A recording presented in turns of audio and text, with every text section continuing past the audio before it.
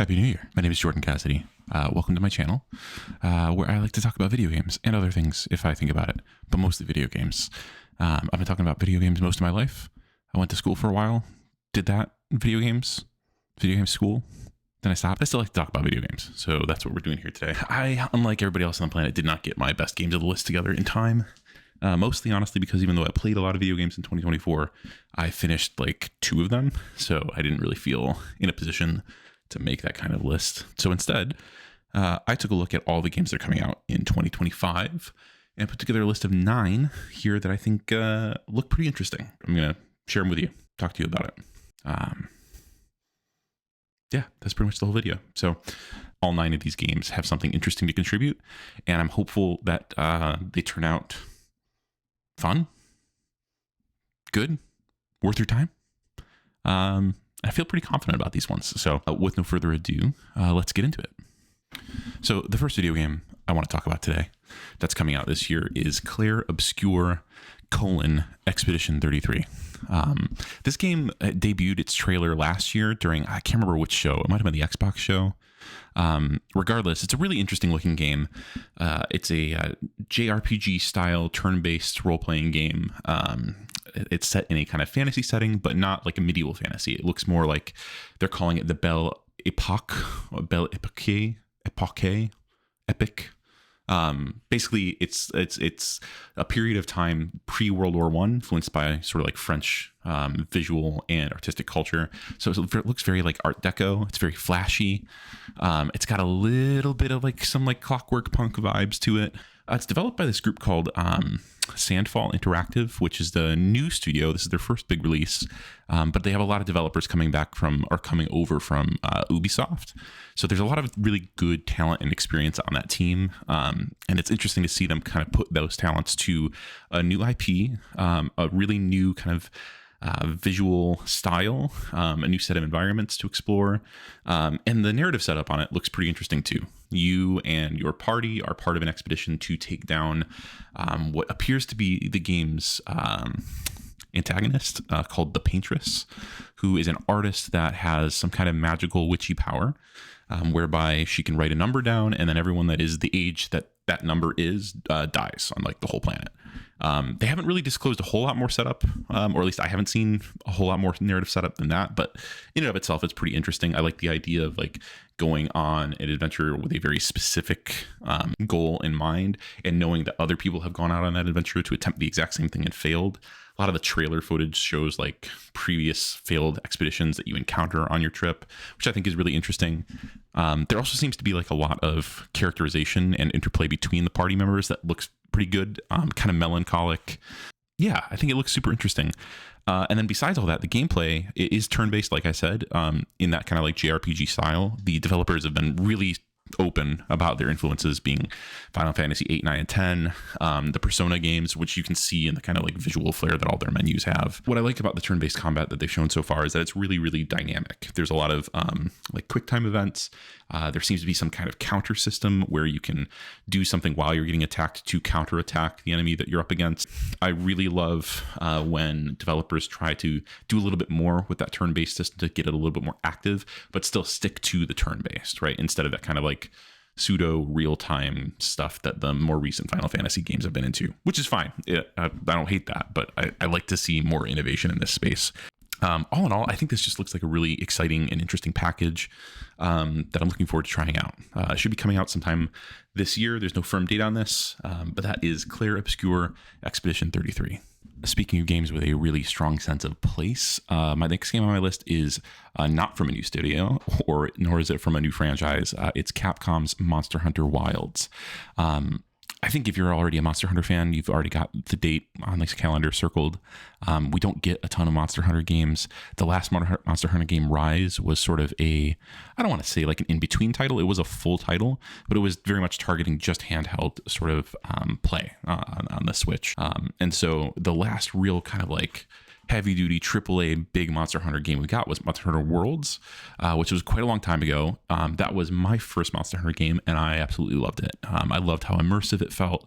I loved how much it felt like a lived-in world that you had to figure out. You had to navigate that ecosystem, and that ecosystem was going to have behaviors regardless of what you did in that space. And it wasn't the kind of thing where you get to dictate everything that happens on screen. You have to really kind of learn and cope with what the natural world in Monster Hunter is going to do to you. And Monster Hunter Wilds looks like it's very much following in those footsteps. What's interesting about Monster Hunter Wilds to me is that it also looks like they're taking some steps towards more of like a real RPG experience with like much more characterization and character progression, both among like your companions as well as your own character, who actually is voiced for one of the first times in the Capcom Monster Hunter series. So those are some cool steps that I like, that they're changing up the formula, but the core formula looks like it's very much the same, and I couldn't be happier about that. Just setting out on these expeditions, kind of laying traps, figuring out the terrain, learning everything you can about your quarry, and then setting the right kind of scenario up so you can bring it down. I just think that all that stuff is so good, so fun.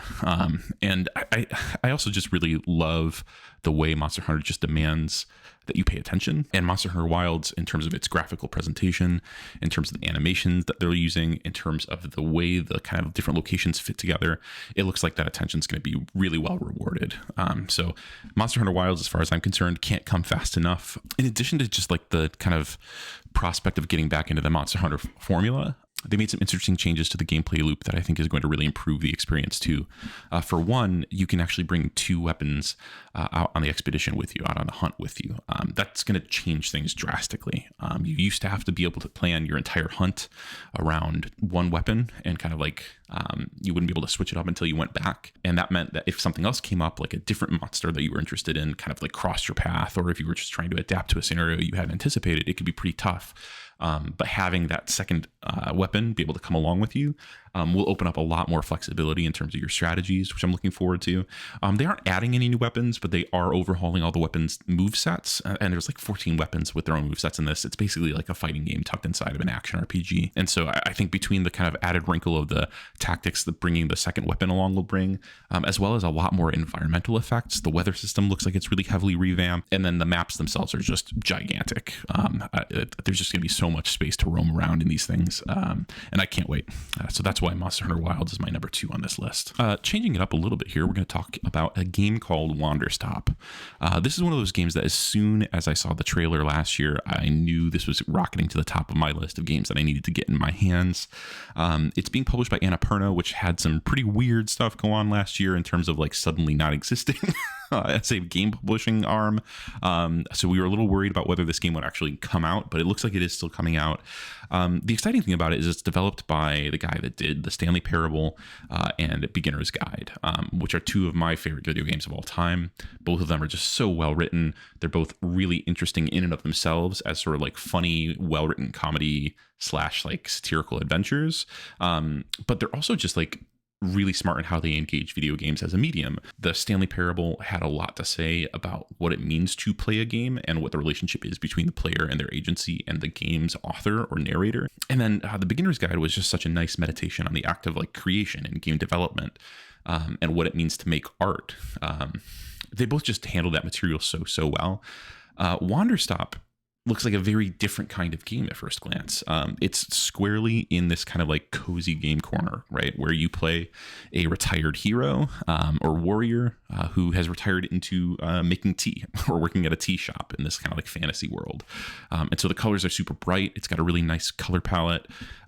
You kind of are doing the things that you need to do to make a tea shop run. So that involves farming tea and getting crops and serving tea and making it for your clients and then cleaning up the tea house at the end of the night, right? Very typical kind of like cozy business farm management sim stuff. But like the previous 2 games, there's a wrinkle here where the character you're playing is not well suited to this. And I don't mean like their skills aren't there. They can do it. It just seems like psychologically it's not what they want to be doing, even though they feel like they should want to be doing it.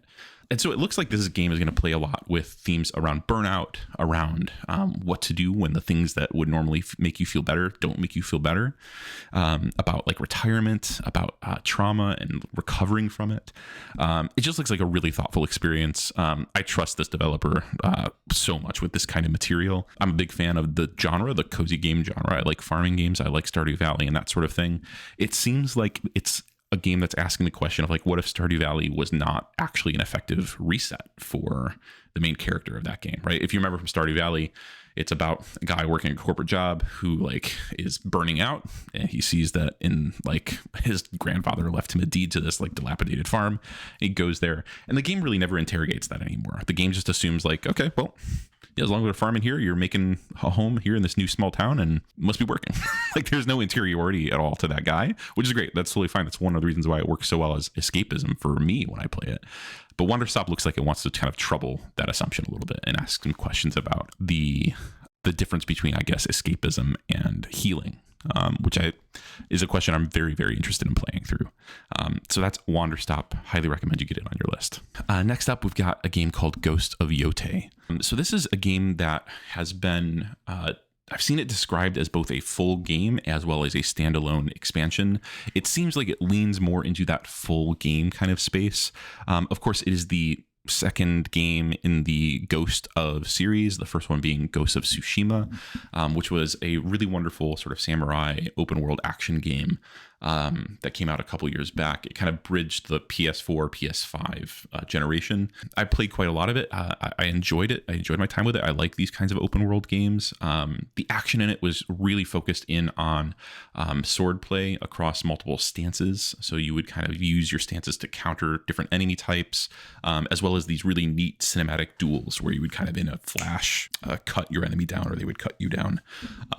Very like influenced by like 1950s and 1960s and 70s samurai cinema. There was even a mode you could play called like, I think it was called like Kurosawa mode, that would be in black and white and silent. All of that was very, very cool. And so this is the next game coming up after that. That alone would be enough to make me want to play it, because like I said, I did enjoy my time with Ghost of Tsushima quite a lot. But there's a few things about this new game that have me especially excited to play it. One is the central character. I am so excited about the year that Erika Ishii is having. Erika Ishii, of course, voiced one of the, or was one of the voice options in Dragon Age Veilguard last year, which I thought was a really good game, and the performances in it were really nice. Erika Ishii is also performing the voice talent, or is the voice talent for the protagonist in this game as well, which I'm excited to see. The location's really different as well.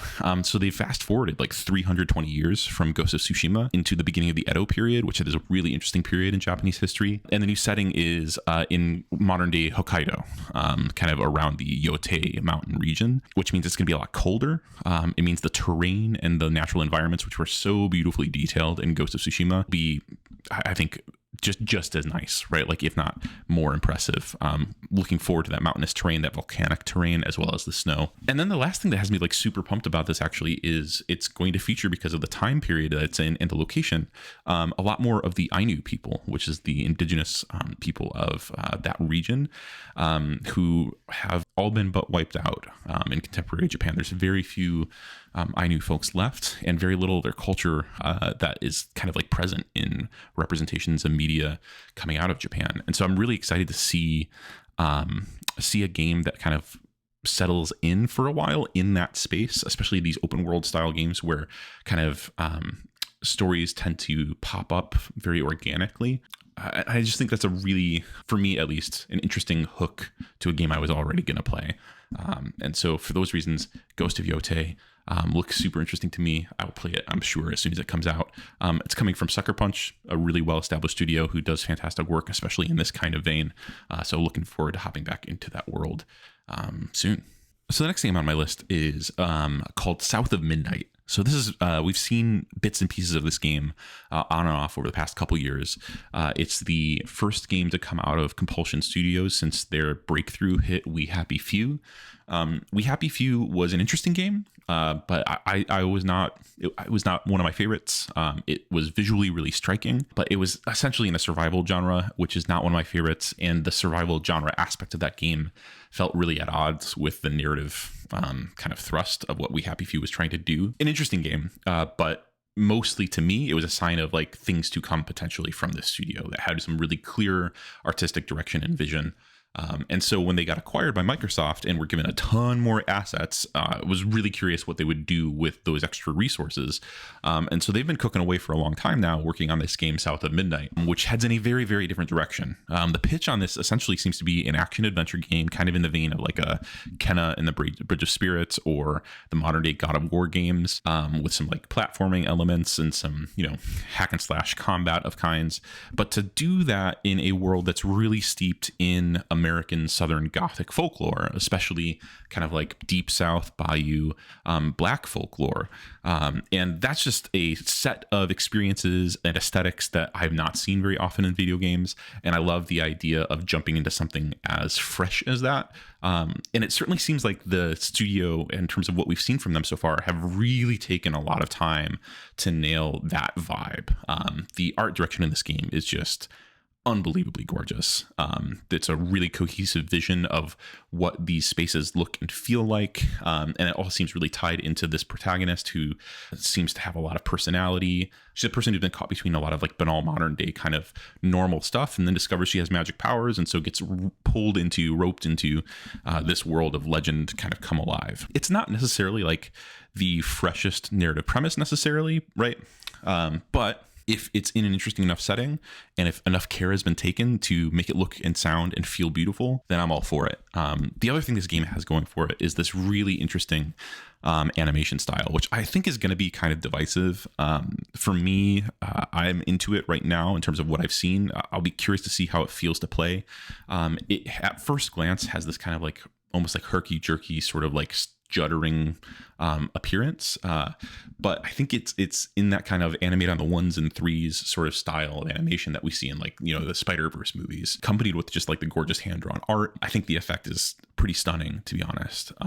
And so South of Midnight should be coming out later this year. I'm hoping it's a really refreshing kind of kick in the pants, to be honest. I think this is the kind of game that Xbox fans have been needing to see for a while. This past year especially, there was tons of discourse about, is Xbox done? Is Xbox finished? Where are all the good games, et cetera, et cetera? I mean, the year ended pretty well for Xbox with Indiana Jones and a bunch of other things coming out that seemed really well received. But this has been teased for a long time, and so I think it's important for the platform that it does well. I think it's also really important for the studio that it does well. And fortunately, up to this point, all signs to me at least look really positive. So it'll be interesting to see what this looks like when it lands. Excited to give it a shot. That's South of Midnight. The next game on my list is a game from the developer Ion Lands, who their only real game before this was Cloudpunk, which was this really colorful sort of take on cyberpunk adventure that came out around the same time as the game Cyberpunk 2077. So it seemed like they were capitalizing a little bit on that popularity. But they're sticking around in that space, but in a completely different vein. So Nivalis it looks like essentially a life sim / like restaurant management sim set in that same kind of cyberpunky hyper neon world. And so you play in first person in this game, and you start out essentially from like buying a restaurant or a bar from someone rather cheaply and sort of getting it up and running, and then spending your time however you want to spend your time. It's a very sandboxy sort of life sim style game where you can talk to other people in the neighborhood. You can work on the bar itself. You can build it up. You can buy real estate. You can invest back in your business. You can make friends.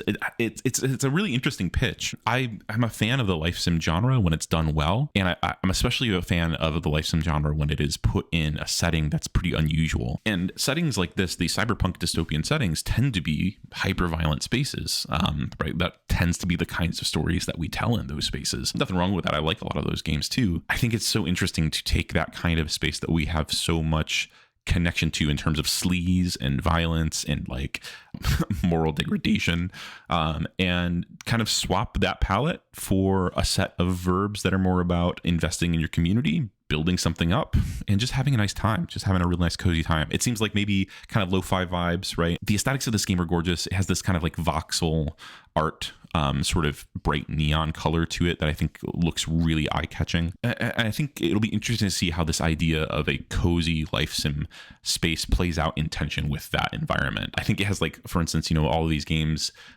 tend to have like curfews at the end of the night, so you have to go home by then. And it seems like the curfew in this particular case is because there's like hyper-violent serial killer on the loose after 2 a.m. So you want to get home before then. I'll be curious to see if they like play that for laughs, or if it's just sort of like incorporated into like like a less serious, I guess, kind of like a wholesome vibe somehow. I don't know how they would do that, but yeah, I think managing that mood difference is one of the things that has me the most intrigued about this game. So this is one of the smaller ones on my list. I hope it gets some more eyes on it, because I haven't seen too much attention on it since it was announced last year, but it comes out later this year and I'm looking forward to giving it a shot. So that is Nivalis by Ion Lands. Keeping with the theme of smaller games with interesting hooks, the next game on my list is called Date Everything.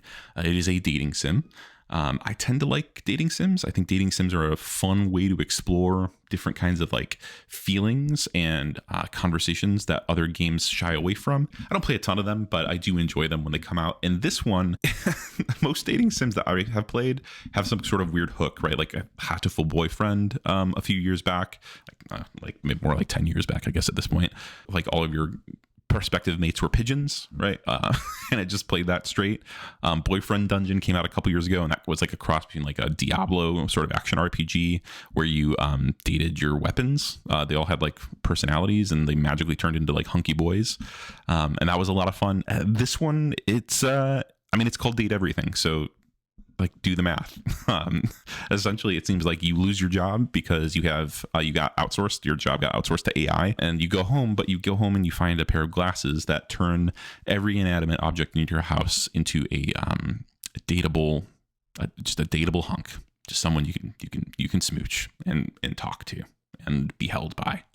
And that includes everything from your piano in the dining room to your clothes hangers in the closet, a whole bunch of stuff. There's over 100 dateable characters in this game, and each of them have like at least 3 different endings from what the materials they put out have said. It seems absolutely crazy. I think obviously the effectiveness of a game like this really hinges heavily on the quality of the writing and the quality of the performances. One thing that's super nutty about it, despite the like 100 different dateable characters in this game, is they're all fully voice acted, which is pretty rare in this type of game, especially when you have that many characters. And one of the reasons they're fully voice acted is because 2 tremendously talented and prolific voice actors are actually developing this game, Ray Chase and Robbie Damond. They've been in all kinds of anime and all kinds of D&D live play podcasts. They're really, really talented guys. This is their first time developing a game. So it's cool to see people from this sort of space, but not that development space, really take a step out, take a big swing on something as like goofy and I think joyful as this looks. And so I'm ready. I'm ready to date everything. Get in front of me. Let's go. Comes out hopefully later this summer. I've got on my wish list. I'm hoping it slots somewhere right in between that Hatoful Boyfriend and Boyfriend Dungeon kind of spot, because it sounds like a ton of fun. All right, we got 2 more left on the list. They're both pretty big RPGs. I guess this list is pretty RPG heavy. That's kind of how my taste runs. So apologies if you were looking for something different than that. But the next one on the list is a really actually a pretty high profile game that a lot is riding on, and that is Avowed by Obsidian Entertainment. So this has been percolating for a long time now too. This is the new fantasy RPG from Obsidian, they're having a big year coming out actually soon, because I believe Outer Worlds 2 from them is also supposed to be coming out this year. Obsidian's such an interesting developer. The game of theirs that everyone loves is Fallout New Vegas. And for a long time, Obsidian was that kind of company that would come in behind a Bethesda or a BioWare and make a sequel to the big Bethesda or the BioWare game. Some of my favorite games of all time are their games like that. Knights of the Republic 2, that's Obsidian. I thought that game was amazing. New Vegas is not Bethesda who makes Fall Out Boy. Or not Fall Out Boy. Sugar going down swinging. Bethesda who makes Fallout. New Vegas was made by Obsidian. That's been their reputation for a long time. And with Avowed, they're really getting a shot to kind of like make their own Skyrim, essentially. It's a first-person, huge, sprawling role-playing game. It's not technically open world, but it looks like it has a lot of like kind of very open maps and levels. The focus here seems to be really on player agency. So just like giving players the most space to carve out who they want to be in this world. Everything I've read about this game sounds pretty radically open in terms of what you can do.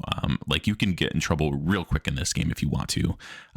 It doesn't seem like there's a lot of stops on that too. A lot of what I've seen written about the previous folks I've had has been about just like, yeah, you can be as evil as you want to be. You can be as saintly as you want to be, and the world responds in really interesting ways. I think that's pretty compelling. I think, first person fantasy sword combat is not always my favorite, but it can be good when it's done well. And even if it's not done great, as long as like the rest of the game is immersive and interesting, I can still stick with it. I mean, I played Skyrim for hundreds of hours, so I guess I'm kind of hoping this scratches an itch that I haven't had scratched in a long time in that sense, which is that super immersive open fantasy RPG where the focus isn't on, like you have Elden Ring, right? Which Elden Ring is amazing. But like, it's not really about player agency in the way of these kind of Obsidian games are. They're more about, builds and difficulty and lore and all of that. And I'm sure there's going to be plenty of those things in Avowed. But I guess my point is it looks like a spiritual successor to those big old Elder Scrolls games that I used to love. And it's been a long time. It's just been a really long time since we've had one of those.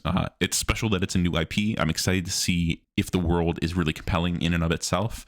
Honestly, that's one of my reservations. My worries about this game coming out is everything I've seen from it looks okay visually, but like the character of the game visually so far looks pretty generic to me. I don't love the enemy designs I've seen up to this point. The color palette feels a little bit drab. They've also kept a really tight lid on like what the narrative premise or thrust on this game is going to be, just like really kind of sketchy outlines of the broad arc here, and that worries me a little. But at the end of the day, it's Obsidian. I trust them to make at least something pretty interesting. I mean, there's no way I'm not playing this game as soon as it comes out. So that's Avowed. And then lastly, Fable. I don't know if this game's actually coming out this year. It feels like it's been announced to come out every year for the past 3 years. I don't know if that's true. I'm really hoping it's actually going to come out this year. I was a big Fable fan back in the day. It will have been this year 15 years since Fable 3 came out, the last full entry in the Fable franchise.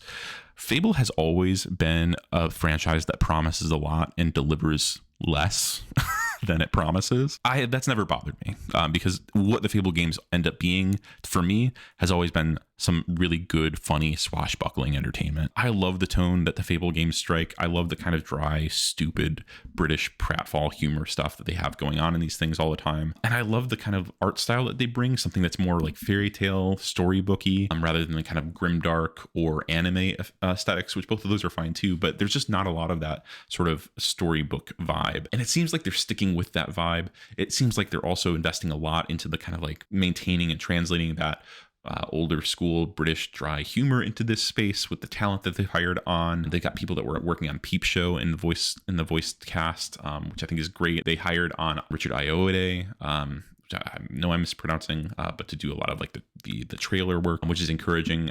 I take those all as like really good signs. The fact of the matter is we've still seen very, very little of this game. We've had a couple cinematic trailers. We've had some like announcements and conversations, but we've seen almost no gameplay yet still, which worries me. And then we've heard very little, again, similar to Avowed, we've heard very little narratively about like what the hell is going on here. What this game needs to do to make me happy is just be a good vibe that makes me feel like I'm playing a Fable game. It needs to have a lot of fun responsiveness to player actions. I want to see my character get darker and lighter. I want to see my character sort of get laughed at by people who aren't afraid of him, and then get mocked by people who like hate him, and then be terrified by him, right? Like I want to see like that reactiveness to my character as he grows in this game. And then I'm also just curious like how Fable translates what are essentially a lot of kind of like out of date tropes from the 2010s into the mid 2020s. We just don't do a lot of the same stuff that we found exciting back then. Like the promise of planting the acorn and seeing the oak tree later on. I don't know if that interests anybody these days. I also think we've gotten away for the most part from like really strict binary moral systems, which were all the rage back in the 2010s and the late 2000s. And Fable was sort of like the most obvious expression of that interest, right? Where you had the kind of like angel demon, like if you did a bunch of good deeds, you got a literal halo. If you did a bunch of bad deeds, you got literal devil horns. It was played for comedy back then, but it was also more of that moment moment. And so I'm curious how they translate, I guess, just like the morality of Fable into 2025, where I think our games have gotten a lot less morally black and white. There's a lot more just like ambiguity. People expect that from their games now. And so I'll be curious to see how they play that out as well. It's developed by the developer of the Forza Horizon series, which is super interesting and like was a weird choice from the start, but they make beautiful open worlds. You can't deny that. And they've got support from Eidos Montreal, which has done a lot more work in that kind of like action adventure space before too. So there's a lot of moving parts with this one. I think there's a lot of open questions, but there's just no way I'm not playing it. Like if this thing actually comes out this year, it's probably going to be the game I want to talk about the most. I don't know if it'll be the game that I like the best, but it'll probably be the game I want to talk about the most. And if it's not, I think it'll be pretty disappointing. So that's Fable. Looking forward to it. Excited to play it when it gets here. And that is my list. So just to recap, we had Claire Obscura Expedition 33 by Sandfall Interactive. We had Monster Hunter Wilds from Capcom. We've got Wanderstop from, I can't remember, Ivy Road. We have Ghost of Yote from Sucker Punch, South of Midnight from Compulsion Games, Nivalis from Ion Lands, Date Everything from Sassy Chap Games, and then Fable from Playground Games. And that about wraps up my list. I hope you found something on here that you hadn't heard of before, maybe something that catches your eye. Would love to hear what you guys are anticipating in the years 2025. If you want to see the rest of the games that I'm interested in this year, go ahead and check out my list, which I've linked in the description on Backlogged, and let me know if there's any there that you think you're more interested in than what you saw here. But again, I'm Jordan Cassidy. Appreciate you joining me. Hope to see you next time. Bye.